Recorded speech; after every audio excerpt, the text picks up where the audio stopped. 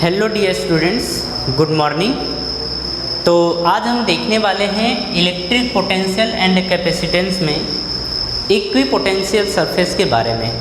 हम ये देखेंगे कि इक्वी पोटेंशियल सरफेस क्या होता है, कब होता है, और फिर हम देखेंगे कि किसी डाइपोल के कारण किसी पॉइंट पर इलेक्ट्रिक पोटेंशियल कितना होगा। ठीक है, तो चलिए शुरू करते हैं। सबसे पहले अपनी हेडिंग लिखते हैं equi potential surface. Equi potential surface. अब देखिए, इक्वी पोटेंशियल सरफेस वो सरफेस होती है जिसके हर पॉइंट पर पोटेंशियल सेम होता है। ये चीज़ हमने पहले भी देख रखी थी कि हम बोलते हैं कि ऐसी सरफेस जिसके हर पॉइंट पर पोटेंशियल क्या हो, कांस्टेंट हो, पोटेंशियल कांस्टेंट हो या सेम हो, तो उस सरफेस को बोला जाता है इक्वी पोटेंशियल सरफेस। बात समझ में आ रही है? चलिए, अब इसके बाद हम इसके प्रॉपर्टी की बात करेंगे। हम देखेंगे कि इक्वी पोटेंशियल सरफेस की प्रॉपर्टी क्या होती है। तो ये होगी हमारी हेडिंग प्रॉपर्टीज़। और देखिए, ये प्रॉपर्टीज़ आपसे डायरेक्टली एग्ज़ाम में पूछे जाते हैं और ये मेनली रूप से आपके ऑब्जेक्टिव क्वेश्चंस में आते हैं। ठीक है, और जैसे किसी कॉम्पिटिटिव एग्ज़ाम की बात की जाए तो फिर यहाँ से आपसे डायरेक्ट क्वेश्चन कर दिया जाता है, तो ध्यान रखिएगा। चलिए, प्रॉपर्टीज़ की बात कर रहे हैं तो बोल रहा है कि इक्वी पोटेंशियल में बी एनी शेप और साइज़। इक्वी पोटेंशियल सरफेस किसी भी शेप और साइज़ का हो सकता है, ये हमने पिछले लेक्चर्स में देखा था। ठीक है, नेक्स्ट की बात कर रहे हैं potential difference between 2 points on equi potential surface is always zero. बोल रहा है कि किसी इक्वी पोटेंशियल सरफेस के ऊपर जो पोटेंशियल डिफरेंस होता है वो हमेशा ज़ीरो होता है। अब समझिएगा, जैसे अगर हम जैसे इस तरीके से 3 सरफेस ले लें, ठीक है, ये A है, B है, ऐसे ले लेते हैं कि ये 50 वोल्ट है, ये 40 वोल्ट है और ये 30 वोल्ट है, ऐसा हम ले लेते हैं। ठीक है, अब देखिए, अगर हम बात करें कि इस पे एक पॉइंट A है, एक पॉइंट B है, यहाँ पे एक पॉइंट C है, यहाँ पे एक पॉइंट D है, ये चीज़। ठीक है, तो देखो, हम यहाँ पे बोलेंगे कि del V is equals to VB minus VA। हम ऐसा मान लेते हैं कि हम यहाँ से यहाँ तक जा रहे हैं, मतलब ये फाइनल पॉइंट है, ये इनिशियल पॉइंट है। ठीक है, तो इक्वी पोटेंशियल सरफेस अगर हुई, मतलब डेल V का मतलब VB माइनस VA, तो ये हो जाएगी ज़ीरो। ठीक है, पोटेंशियल डिफरेंस क्या हो जाएगा, ज़ीरो। तो हम बोलेंगे VB is equals to VA, ये होगा, मतलब पोटेंशियल जितना A पॉइंट पर होगा उतना ही पोटेंशियल B पॉइंट पर भी होगा। ये बात समझ में आ गई। लेकिन अगर हम बात करें कि VA या फिर A से हम C तक किसी भी तरीके से जा रहे हैं, तो VC माइनस VA ये कभी भी ज़ीरो के बराबर नहीं होगा, क्योंकि ये दोनों इक्वी पोटेंशियल सरफेस नहीं है। इसके ऊपर 50 वोल्ट है और इस सरफेस के ऊपर 40 वोल्ट है, मतलब ये ज़ीरो के बराबर नहीं होगा। ठीक है, और हम ये भी बोल देंगे कि VC और VA दोनों आपस में इक्वल भी नहीं होंगे। तो इक्वी पोटेंशियल सरफेस के ऊपर ये चीज़ समझ में आया कि इक्वी पोटेंशियल सरफेस के ऊपर पोटेंशियल डिफरेंस हमें ज़ीरो मिलता है। ठीक है, अब चलिए, इसके बाद हम बात कर रहे हैं वर्क डन की। तो ध्यान से समझिएगा, अगर इक्वी पोटेंशियल सरफेस है और हम वर्क करना चाहते हैं तो हमें कुछ भी वर्क करना नहीं पड़ेगा किसी भी चार्ज को एक पॉइंट से दूसरे पॉइंट तक ले जाने में। ठीक है, ध्यान से समझिएगा, हमने ये बोला कि इक्वी पोटेंशियल सरफेस के ऊपर अगर किसी चार्ज को आप एक प्लेस से दूसरे प्लेस पे ला रहे हैं और फिर एक प्लेस से दूसरे प्लेस तक ले जा रहे हैं, तो हमें कोई वर्क करना नहीं पड़ता है। अब इस चीज़ को समझिएगा, जैसे इसी तरीके से बना लीजिए कि ये 50 वोल्ट है और ये 40 वोल्ट है। ठीक है, आपने किसी चार्ज को पकड़ा A को और फिर क्या किया, आपने ऐसे घूमते घूमते यहाँ से टकरा के फिर आप आके इसी सरफेस के ऊपर आ गए, तो ये हो गया आपका B पॉइंट। ठीक है, आप ऐसे चले थे और नाचते गाचते फिर वहीं पर पहुँच गए। तो पहुँचे आप कहाँ पे हो, इक्वी पोटेंशियल सरफेस के ऊपर। तो हम कहते हैं कि अगर इक्वी पोटेंशियल सरफेस के ऊपर वर्क किया जा रहा है या एक चार्ज को एक पॉइंट से दूसरे पॉइंट तक ले जाया जा रहा है, तो वर्क डन ज़ीरो के बराबर होगा। अब समझिए कैसे। देखिए अगर हम बात करते थे del V is equals to W by Q not होता था, आपको याद है, तो W इज इक्वल्स टू क्या, क्यू नॉट डेल V होगा, तो W equals to Q not del V। अच्छा अगर डेल V की बात करें तो VB माइनस VA यही होगा, क्योंकि ये इनिशियल पॉइंट है, ये फाइनल पॉइंट है, और यही होगा डेल V के बराबर। बात समझ में आ रही है? तो W इज इक्वल्स टू ये आ जाएगा क्यू नॉट, और डेल V के प्लेस पे अपन VB माइनस VA लिख देंगे। और देखिए यहाँ पे जो पोटेंशियल डिफरेंस आएगा वो 0 के बराबर होगा, क्योंकि ये इक्वी पोटेंशियल सरफेस पे है, ठीक है। तो लिखेंगे W is equals to Q not into 0, यानी W इज इक्वल्स टू क्या हो जाएगा, 0 जूल। मतलब हमें कोई भी वर्क करना नहीं पड़ेगा। बात समझ में आ रही है? तो एक ये पॉइंट था और एक अच्छा पॉइंट है। एक चीज़ और आप ध्यान से यहाँ पे समझिएगा, यहाँ पे अपन उल्टा जाते हैं। देखिए वर्क डन क्या होता था, W इज इक्वल्स टू होता था force dot displacement F dot D, ऐसा होता था वर्क डन, बिल्कुल ऐसा ही होता था। लेकिन अगर फोर्स की बात करें तो ये होता था Q नॉट E, ठीक है। फोर्स क्या होता था, electric force is equals to Q naught E, ये होता था। W is equals to Q naught E vector dot D vector, ऐसा लिखते थे। लेकिन हम देख रहे हैं कि इसकी वैल्यू 0 के बराबर है, क्यू नॉट कॉन्स्टेंट है, डिवाइड कर देंगे तो E vector dot D vector is equals to आ जाएगा 0, ठीक है। डॉट का मतलब ये होता है कि E D cos theta is equals to 0। देखो इससे हम डिवाइड करेंगे तो कॉस थीटा की वैल्यू आ जाएगी 0, ठीक है। अब देखो कॉस थीटा 0 कब होता है, जब थीटा की वैल्यू π/2 या 90 डिग्री होती है, π/2 या 90 डिग्री होती है। ध्यान से समझिएगा, हम यहाँ पे बोल रहे हैं कि जो इक्वी पोटेंशियल सरफेस होती है, जो इक्वी पोटेंशियल सरफेस होती है हमेशा इलेक्ट्रिक फील्ड के परपेंडिकुलर होती है, हमेशा इलेक्ट्रिक फील्ड के परपेंडिकुलर होती है। ये यहाँ से प्रूफ हुआ है, ठीक है। तो आप नीचे एक स्टेटमेंट लिखेंगे और लिखेंगे इसके नीचे कि equipotential is always perpendicular to electric field. आपको ये याद रखना है, आपको ये चीज़ याद रखनी है, ठीक है। चलिए अब अपन नेक्स्ट पॉइंट की बात कर रहे हैं, तो ध्यान से समझिए। बोल रहा है कि equi potential decreases while charge moving in the direction of electric field. ये पॉइंट याद रखना है कि अगर कोई चार्ज पार्टिकल है जो इलेक्ट्रिक फील्ड के डायरेक्शन में मूव कर रहा है, मतलब उसकी पोटेंशियल डिक्रीज होने वाली है, ठीक है। मतलब हम बोल रहे हैं कि इलेक्ट्रिक फील्ड के डायरेक्शन में इलेक्ट्रिक पोटेंशियल कम होती है, यानी घटती है। ये बात ध्यान रहेगा, बिल्कुल। चलिए नेक्स्ट पॉइंट की बात करते हैं।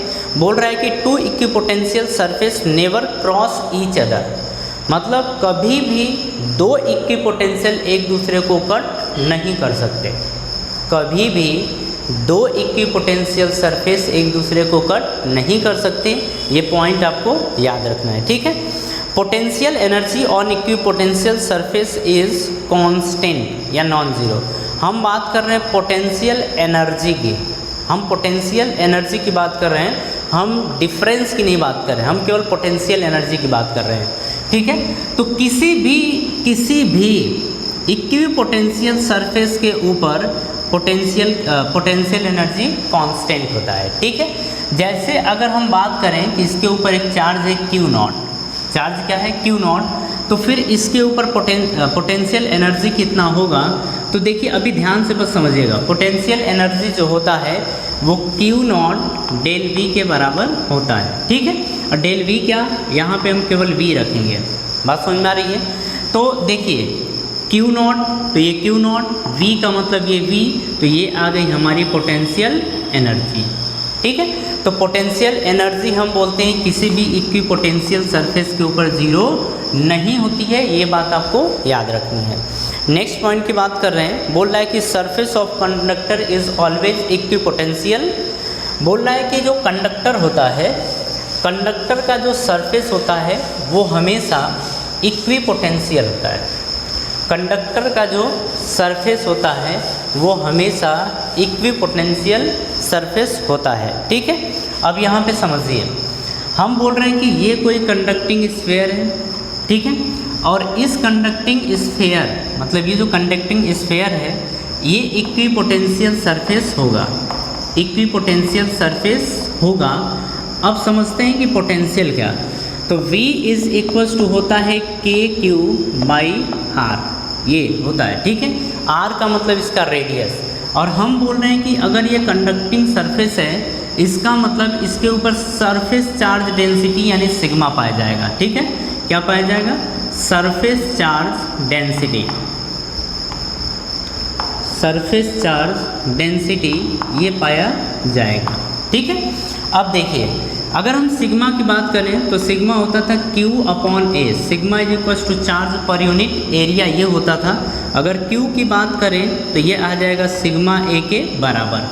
यहाँ पे हमें चार्ज नहीं दिया था, हमें सरफेस चार्ज डेंसिटी दे रखा था, तो V is equals to K के प्लेस पे हम पुट करेंगे 1/4 पाई एप्सिलॉन नॉट, और Q के प्लेस पे हम पुट करेंगे सिग्मा। और देखिए अगर इसका रेडियस R हो तो इसका एरिया हो जाएगा 4 पाई R स्क्वायर, ये इसका एरिया हो जाएगा, ठीक है।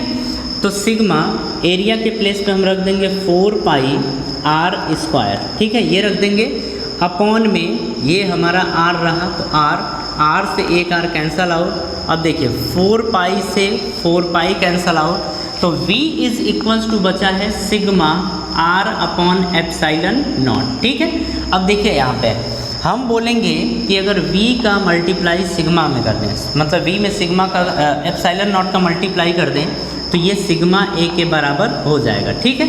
लेकिन ध्यान रखिएगा ये कांस्टेंट होता है, क्योंकि ये इक्विपोटेंशियल सरफेस है, तो इस सरफेस के हर पॉइंट पर पोटेंशियल सेम होगी, मतलब ये वैल्यू कैसी होने वाली है?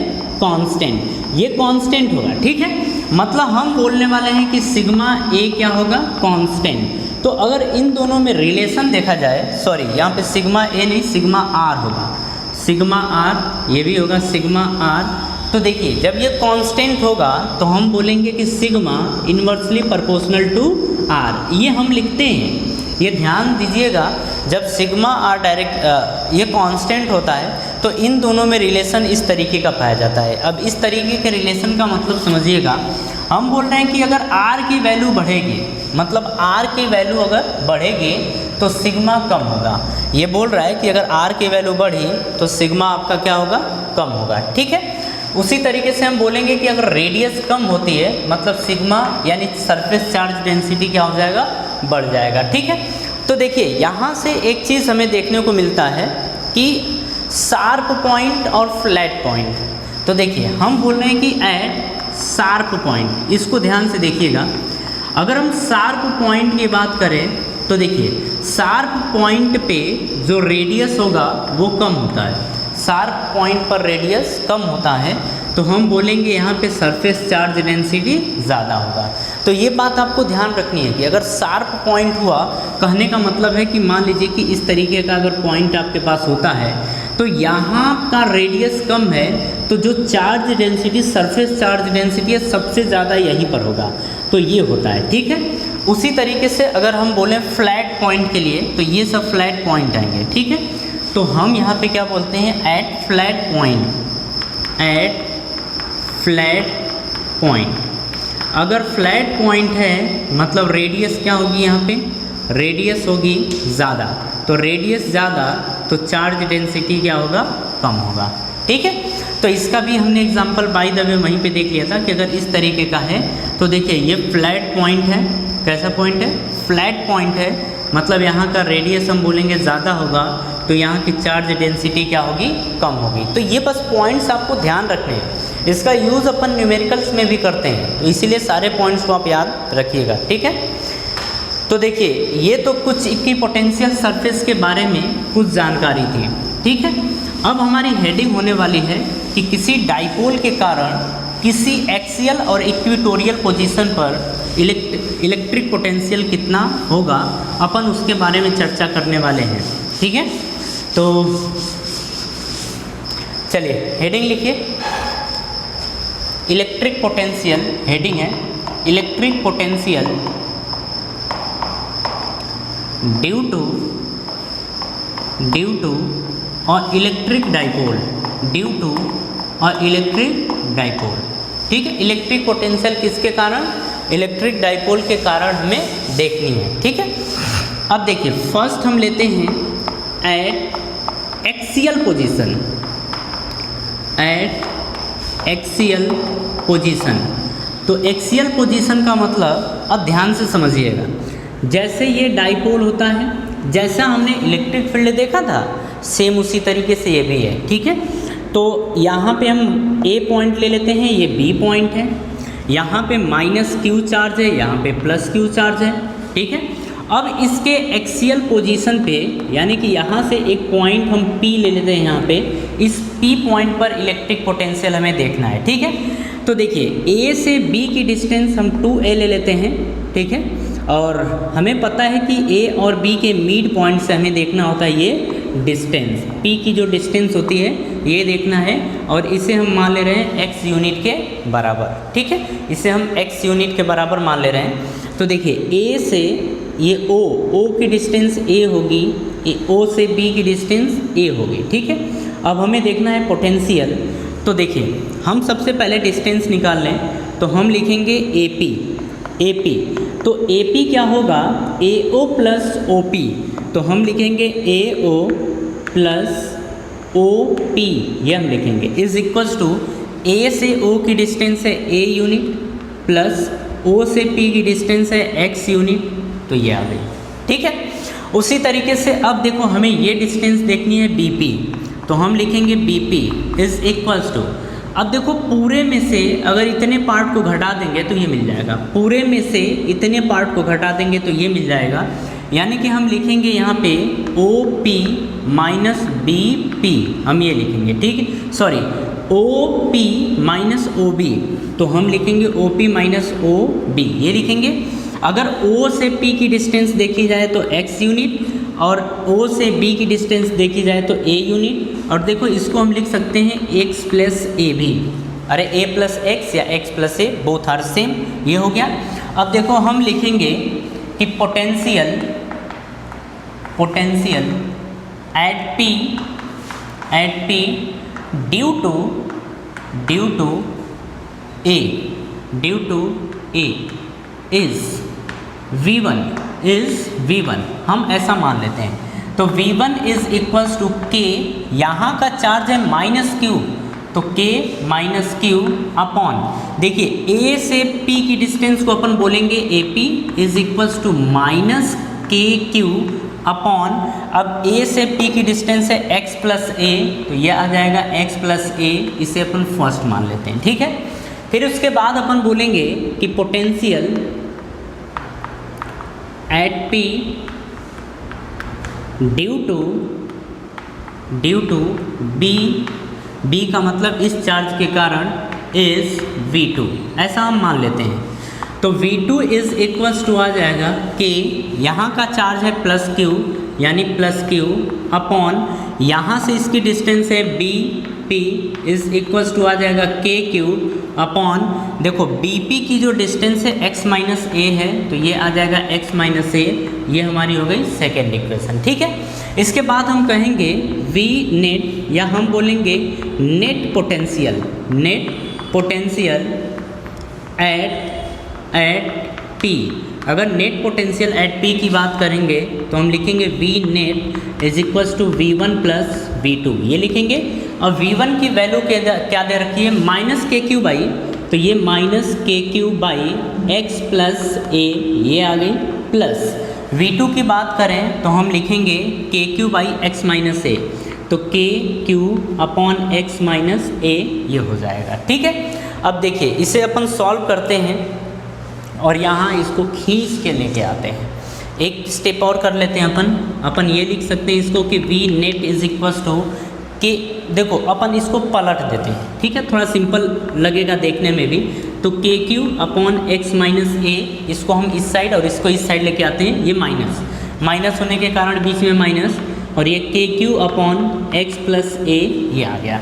ठीक है, देखिए हम KQ कॉमन ले सकते हैं, तो हम यहाँ से V net is equals to लिखेंगे, KQ को हमने कॉमन ले लिया, अब अंदर क्या बचा है 1 अपॉन एक्स माइनस ए, फिर बीच में माइनस 1 अपॉन एक्स प्लस ए, ये बचा। ठीक है, अब देखिए के क्यू, अब हम लेंगे एलसीएम, तो एलसीएम लेंगे तो x minus A x plus A is x square minus A square, ये बनेगा। ठीक है, अब देखो यहाँ पे इसको मल्टीप्लाई और यहाँ पे इसको कर देंगे तो ये बनेगा x प्लस ए, ये यहाँ पे करेंगे तो x प्लस ए माइनस, अब देखिए जब आगे सामने माइनस होता है ना तो इसको ले जाते वक्त आगे ब्रैकेट लगा देंगे। ठीक है, और ये लिखेंगे x माइनस ए, ये हो जाएगा। ठीक, इज इक्वल्स टू लिखेंगे के क्यू, अब देखिए x प्लस ए, ये minus plus minus x minus minus plus a upon X square minus A square, ये आ जाएगा।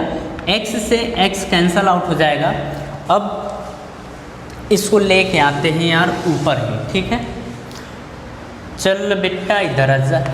अब देखो अपन लिखेंगे यहाँ पे v net is equals to, देखो के क्यू और a प्लस ए 2a, तो k हम लिख देंगे q इंटू 2a।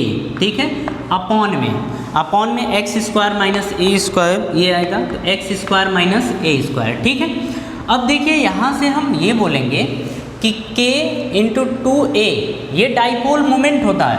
ये हमने देखा था कि q इंटू 2a जो होता है वो p के बराबर होता है, डाइपोल मोमेंट के बराबर होता है। तो अपन यहाँ पे लिख सकते हैं कि K P upon X square minus A square अपन लिख सकते हैं, और ये आ गया हमारा वी नेट के बराबर। ठीक है, अच्छा इसमें ये चीज़ें यहाँ तक ठीक हैं। अब हम एक काम इसमें और कर लेते हैं, हम ये बोल देते हैं कि x is more greater than a।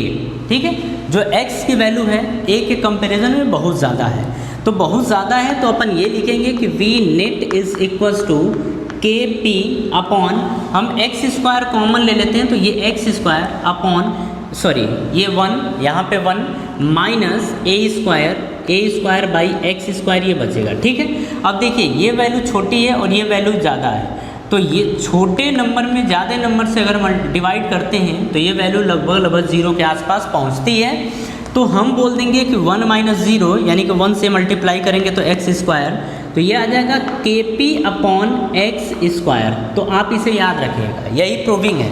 तो किसी एक्सियल पोजीशन पर किसी डाइपोल के कारण जो पोटेंशियल मिलता है के पी बाई एक्स स्क्वायर के बराबर होता है, के पी बाई एक्स स्क्वायर के बराबर होता है, और इस बात को आप अच्छे तरीके से ध्यान रखिएगा। ठीक है, चलिए ये अगर समझ में आ गया तो इसे आप फट से कॉपी कर लें।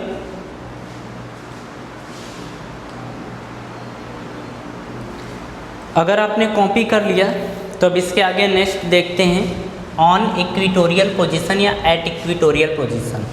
अब हम इक्वेटोरियल पोजीशन पर देखेंगे किसी डाइपोल के कारण इलेक्ट्रिक पोटेंशियल। ठीक है, तो ये हम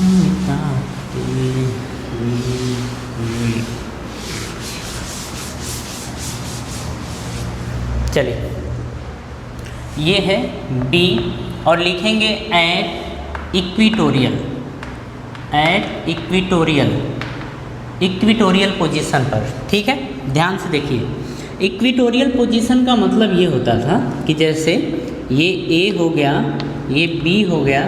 ठीक है, तो अपन इसके मिड पॉइंट ओ से हम एक डिस्टेंस में लेते हैं और इस डिस्टेंस को हम मान लेते हैं x। ठीक है, और a से o की डिस्टेंस a, o से b की डिस्टेंस a, डाइपोल है तो ये माइनस q और ये प्लस q ये होगा, और ये हम पॉइंट ले लेते हैं p। और देखो ध्यान से देखिएगा आप सभी लोग, ये तो इस पॉइंट पर हमें पोटेंशियल निकालना है। तो इस चार्ज के कारण इस पे पोटेंशियल, तो हम डिस्टेंस की बात करें यानी ए पी डिस्टेंस की बात करें तो ये 90 डिग्री है, मतलब पाइथागोरस थ्योरम लगेगा तो ये डिस्टेंस आ जाएगी ए स्क्वायर प्लस एक्स स्क्वायर, ये डिस्टेंस आ जाएगी। उसी तरीके से ये भी 90 डिग्री का है तो ये ए एक्स है, तो बी से पी की डिस्टेंस हो जाएगी, वो हो जाएगी ए स्क्वायर प्लस एक्स स्क्वायर। ठीक है, अब हम ये देखना चाहते हैं कि ए से पी की जो डिस्टेंस है यानी ए पी की जो डिस्टेंस है वो बी पी की डिस्टेंस के बराबर है, और ये डिस्टेंस है रूट में ए स्क्वायर प्लस एक्स स्क्वायर। ठीक है, ये याद रखिए। और देखिए अब हम निकालने जा रहे हैं potential at P potential at P due to what, due to A के कारण हम मान लेते हैं इज V1, ये V1 है, ठीक है। अब देखिए जब V1 है तो अपन लिखेंगे यहाँ पे V1 is equals to K, यहाँ का चार्ज है -Q, तो K -Q अपॉन A से P की डिस्टेंस यानी AP इज इक्वल्स टू आ जाएगा -KQ अपॉन, अब ये देखो ये डिस्टेंस है रूट में A² प्लस x² ये दे रखा है, ठीक है। उसी तरीके से हम बोलेंगे पोटेंशियल एट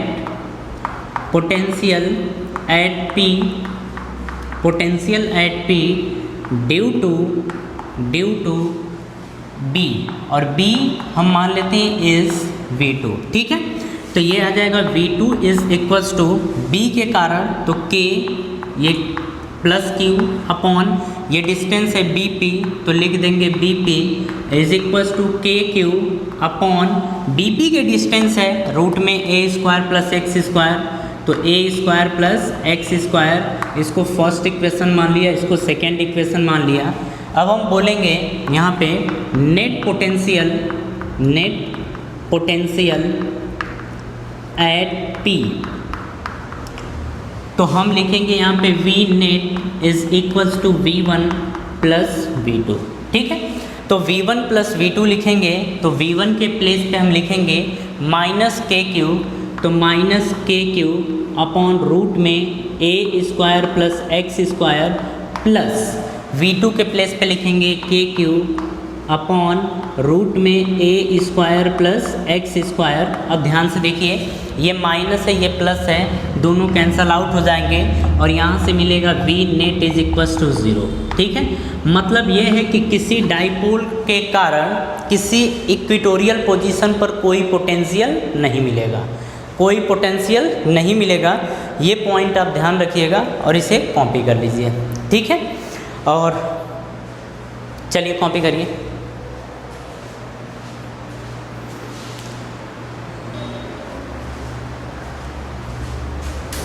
अब हम देख लेते हैं इन दोनों को दूसरे तरीके से एक बार प्रूफ करके कि इक्विपोटेंशियल हम पोटेंशियल निकालना चाहते हैं due to a dipole at any point या एट जनरल पोजीशन, ठीक है। तो एट एनी पॉइंट का मतलब किसी भी पॉइंट के ऊपर, तो ड्यान से समझिएगा हम हेडिंग लिख रहे हैं कि पोटेंशियल या electric potential due to a dipole at any point, ठीक है। ये हम देखना चाहते हैं, तो ध्यान से देखिएगा। इसको हम डायरेक्ट समझ लेते हैं कि ये डाइपोल है, ठीक है। यहाँ पे A ले लेते हैं, ये पॉइंट B है। हमें जो भी कुछ देखना होता है इसके मिड पे ही देखना होता है, ठीक है, ये देखना होता है। अब समझिएगा कि इससे हम किसी जनरल पॉइंट पे देख रहे हैं। जनरल पॉइंट का मतलब यहाँ पे हम पॉइंट P ले रहे हैं, ठीक है। डिस्प्लेसमेंट ये है, एंगल हम ले लेते हैं थीटा। हम मान लेते हैं कि इस डाइपोल से ये थीटा एंगल पर है, तो अगर ये -Q है ये +Q है, तो आपको पता है कि डाइपोल होता है माइनस से प्लस की तरफ। तो थीटा आ गया डाइपोल और इस डिस्प्लेसमेंट के बीच का एंगल। तो इस पॉइंट पर जो पोटेंशियल होगा, जो हम पोटेंशियल देखते हैं, ये आता है KP cos थीटा अपॉन, अब O से P की डिस्टेंस हम R ले लेते हैं, तो ये आता है R²। तो ये फॉर्मूला आप डायरेक्टली याद रख लीजिएगा, ठीक है। अगर कभी क्वेश्चन आता है तो आप इसको डिराइव ना करके आप इस फॉर्मूले को डायरेक्टली याद रख लीजिएगा। अब देखिए यहाँ पे, अब हम बोलते हैं कि इसी से हम इक्वेटोरियल और एक्सियल पोजीशन चेक भी कर लेते हैं, ठीक है। तो हम बोलेंगे एट इक्वेटोरियल। अच्छा, इक्वेटोरियल का मतलब क्या है? तो इक्वेटोरियल का मतलब 90 डिग्री का एंगल होगा। क्यों? क्योंकि देखो ये डाइपोल था -Q +Q, इससे हम परपेंडिकुलर एक डिस्टेंस लेते थे मिड पॉइंट से P। तो देखो डाइपोल से इस डिस्प्लेसमेंट या डिस्टेंस कितने एंगल पे है? तो ये 90 डिग्री पे है, ठीक है। ये डाइपोल यानी P, ये डिस्प्लेसमेंट यानी इसको हम ले लें R, तो R और P के बीच का एंगल कितना होता था 90 डिग्री। तो हम बोलेंगे इक्वेटोरियल पोजीशन, और इक्वेटोरियल पोजीशन पे थीटा की वैल्यू कितनी है 90 डिग्री, और cos 90 की वैल्यू होती है 0 के बराबर।